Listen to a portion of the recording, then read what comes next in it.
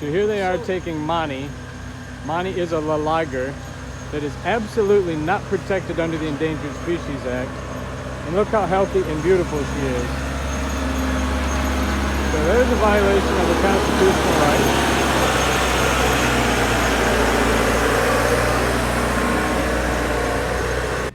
With Thunder's blind eyes? Is that what they're taking pictures of? We'll probably take pictures of that nasty cage.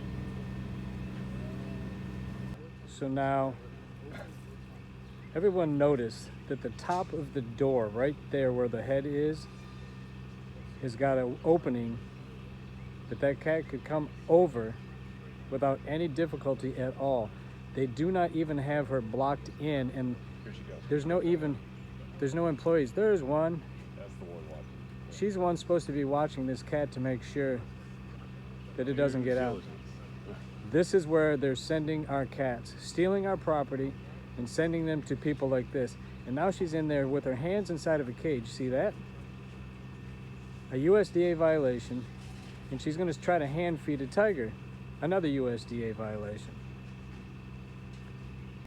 So please take notice that Eric Cowie got written up by the USDA for putting his hand inside of a cage of an animal that he knew.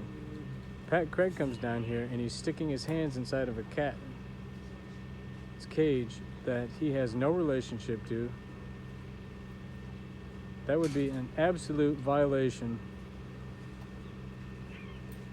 on a USDA inspection. That's a $10,000 OSHA It's a fine. it's a $10,000 OSHA fine, and they come in here like they own the park.